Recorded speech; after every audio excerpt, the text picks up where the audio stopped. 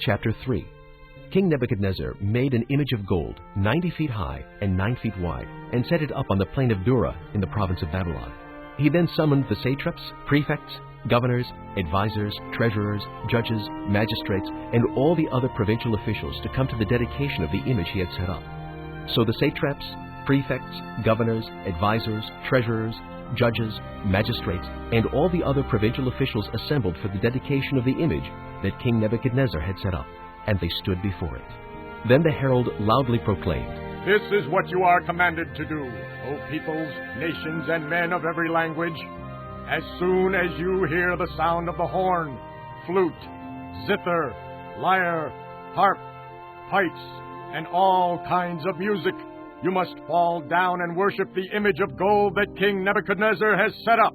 Whoever does not fall down and worship will immediately be thrown into a blazing furnace."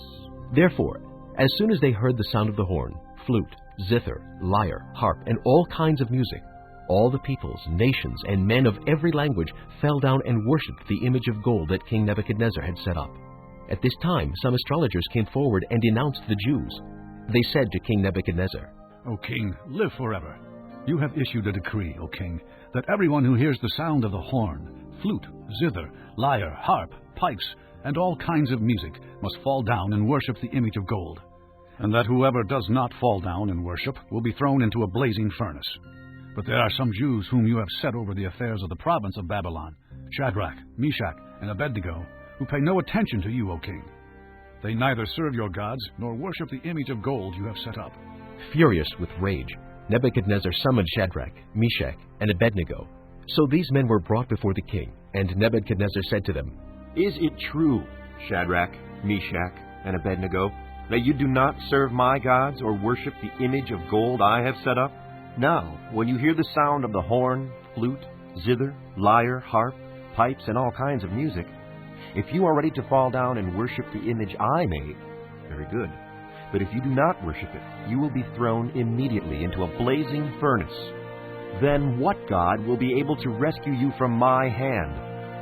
Shadrach, Meshach, and Abednego replied to the king, "O Nebuchadnezzar, we do not need to defend ourselves before you in this matter.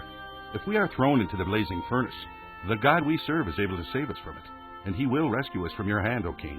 But even if he does not, we want you to know, O king, that we will not serve your gods or worship the image of gold you have set up." Then Nebuchadnezzar was furious with Shadrach, Meshach, and Abednego, and his attitude toward them changed. He ordered the furnace heated 7 times hotter than usual, and commanded some of the strongest soldiers in his army to tie up Shadrach, Meshach, and Abednego and throw them into the blazing furnace. So these men, wearing their robes, trousers, turbans, and other clothes, were bound and thrown into the blazing furnace. The king's command was so urgent, and the furnace so hot, that the flames of fire killed the soldiers who took up Shadrach, Meshach, and Abednego. And these 3 men, firmly tied, fell into the blazing furnace. Then King Nebuchadnezzar leaped to his feet in amazement and asked his advisors, "Weren't there 3 men that we tied up and threw into the fire?" They replied. "Certainly, O king." He said, "Look, I see 4 men walking around in the fire, unbound and unharmed, and a 4th looks like a son of the gods." Nebuchadnezzar then approached the opening of the blazing furnace and shouted, "Shadrach, Meshach, and Abednego, servants of the Most High God, come out! Come here!" So Shadrach, Meshach, and Abednego came out of the fire, and the satraps, prefects, governors, and royal advisors crowded around them. They saw that the fire had not harmed their bodies, nor was a hair of their heads singed. Their robes were not scorched, and there was no smell of fire on them. Then Nebuchadnezzar said, "Praise be to the God of Shadrach, Meshach, and Abednego, who has sent his angel and rescued his servants.